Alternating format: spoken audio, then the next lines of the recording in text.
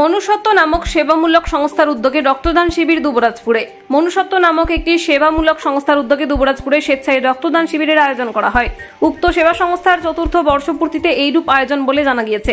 Dubrajpur youth corner ক্লাবের শীততাপ নিয়ন্ত্রিত বাসে এই শিবির আয়োজিত হয়। পুরুষ মহিলা মিলিয়ে 40 জনেরও বেশি মানুষ এই শিবিরে স্বেচ্ছায় রক্তদান করেন। উল্লেখ্য, জেলায় বিভিন্ন হাসপাতালে ব্লাড ব্যাংকে রক্তের সংকট দেখা দিয়েছে। সংস্থার তরফে উক্ত সংস্থার সদস্যা নূপুর মাহাতো বলেন, বিভিন্ন হাসপাতাল তথা ব্লাড ব্যাংকগুলিতে রক্তের সংকট ও ঘাটতি মেটাতে এইরূপ শিবিরের আয়োজন তাদের। তিনি আরো বলেন, 2020 সাল থেকে আমরা মানুষের সেবায় নিয়োজিত রয়েছি, বিভিন্ন প্রকার সেবামূলক কাজকর্ম করে আসছি নিয়মিত। এছাড়াও এর পাশাপাশি বসে আঁকো অর্থাৎ অঙ্কন প্রতিযোগিতাও আয়োজন করা হয়। এমন শুভ প্রয়াসকে স্বাগত জানান এলাকাবাসী। বীরভূম থেকে মোহাম্মদ সফিউল আলমের রিপোর্ট। কি উপলক্ষে কি করছেন আজকে? আজ 19শে এপ্রিল দুবরাজপুরের একটি স্বেচ্ছাসেবী সংগঠন মনুষ্যত্ব সংস্থার আজ বর্ষপূর্তি অনুষ্ঠান। আজকে মনুষ্যত্ব সংস্থা চতুর্থ বর্ষে পদার্পণ করল।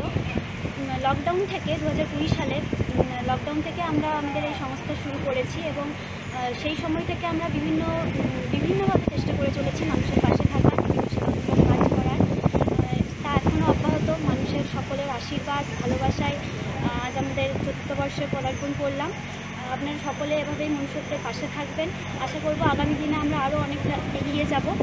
এবং আজ আমরা বর্ষপূর্তি উপলক্ষে রক্তদান কোনো জাঁকজমকপূর্ণ অনুষ্ঠান না করে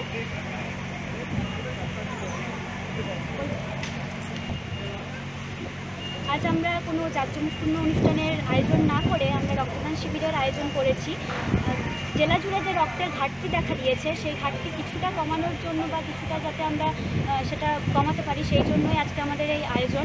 এর সাথে সাথে আজ আমাদের বিকালে বসে আঁকো প্রতিযোগিতারও আয়োজন করা হয়েছে এবং এই তীব্র গরমে যে পথযাত্রীরা আছে তাদেরকে জল বিতরণেরও আয়োজন করা হয়েছে।